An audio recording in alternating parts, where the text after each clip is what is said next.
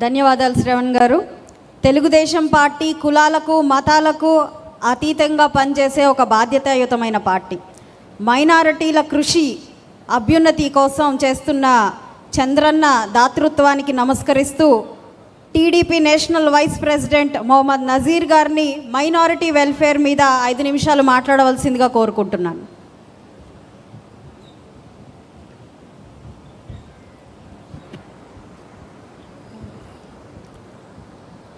పెద్దలు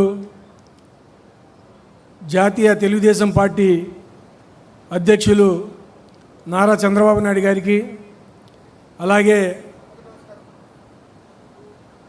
మా అన్న లోకేష్ గారికి, అన్న చెప్పినట్టు సభకి నమస్కారం అండి. ఇవాళ మైనార్టీల యొక్క స్థితిగతుల మీద, మైనార్టీలు పడిన బాధల మీద ఆ యొక్క తీర్మానాన్ని బలపరుస్తూ మాట్లాడమని నాకు ఇచ్చిన ఈ అవకాశాన్ని నా పూర్వజన్మ సుకృతంగా భావిస్తూ, సార్ తమరి దృష్టిలో పెట్టాలి. ఏదైనా సరే ఇస్లాంలో ఒక మూలతత్వం ఉంది సార్, కృతజ్ఞత. అలాగే తెలుగుదేశం పార్టీ కూడా ఒక మూలతత్వం, తెలుగు ప్రజల యొక్క ఆత్మగౌరవం. ఈ రెండిటికి ముడిపడిన మర్మం ఉంది సార్. ఏంటి ఆ మర్మం? సార్, ఏ మనిషికైనా సరే ఆత్మగౌరవం అనేది చాలా ఇంపార్టెంట్. ఆస్తులు ముఖ్యం కాదు, మనకు పొజిషన్లు ముఖ్యం కాదు.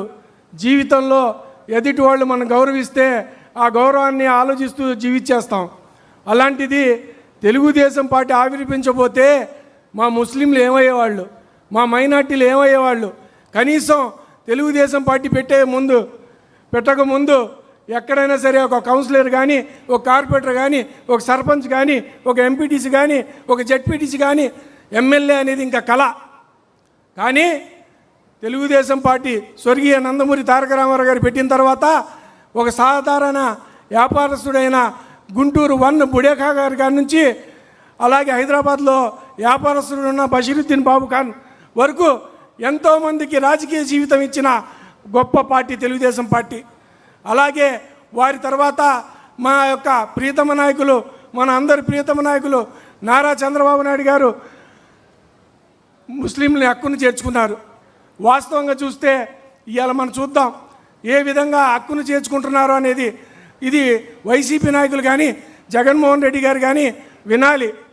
2025-26 బడ్జెట్ ప్రకారం ముస్లింల మైనార్టీకి కేటాయించింది 5,334 కోట్లు తెలుగుదేశం కూటమి ప్రభుత్వం. 2026-27 ప్రకారం చూస్తే 6,090 కోట్లు. అంటే 2 సంవత్సరాలకి రమారమిగా 11,400 కోట్లు కేవలం కాగితాలకే పరిమితం చేయకుండా ఈ సంక్షేమ పథకాల ద్వారా అట్టడుగులో ఉన్న ముస్లింస్లందరికీ అందాలని ఆలోచించిన మహానాయకుడు అండి నారా చంద్రబాబు నాయుడు గారు. వాస్తవంగా లెక్కల్లో వెళ్తే దాదాపు 4,40,000 మందికి ప్రతి నెల 1వ తారీఖు పెన్షన్ రూపంలో 4,000, వికలాంగులకు 6,000 చొప్పున ఇప్పుడు దాకా 3,511 కోట్ల రూపాయలు మైనార్టీలకు వెచ్చించారు సార్.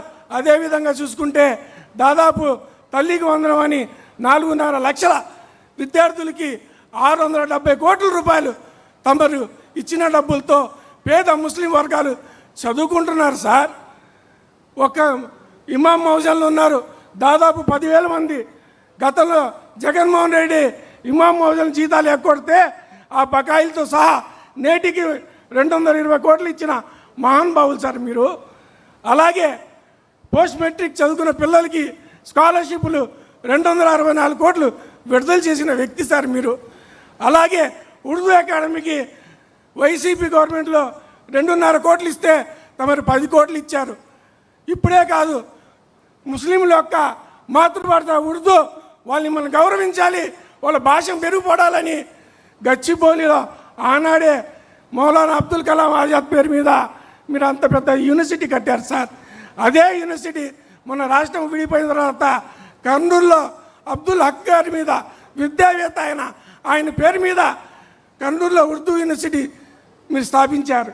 అలాగే ముస్లింలో మహిళలు మగ్గిపోతున్నారు, వాళ్ళు చేతి వృత్తుల్లో నైపుణ్యం గల వాళ్ళు బాగుపడాలి అని చెప్పి గత ప్రభుత్వంలో 11,000 మందికి చేతి వృత్తి పనులు నేర్పించి 11,000 కుట్టు మిషన్లు ఇచ్చారు.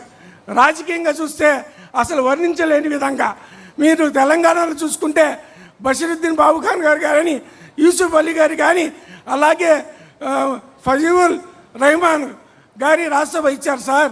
అలాగే రాయలసీమలో చూస్తే మన ఎంఎంఈ ఫారూక్ గారికి అనేక దఫాలు ఎమ్మెల్యేలుగా మినిస్టర్గా అవకాశం ఇచ్చారు. అలాగే సైఫుల్లా గారికి రాజ్యసభ ఇచ్చారు.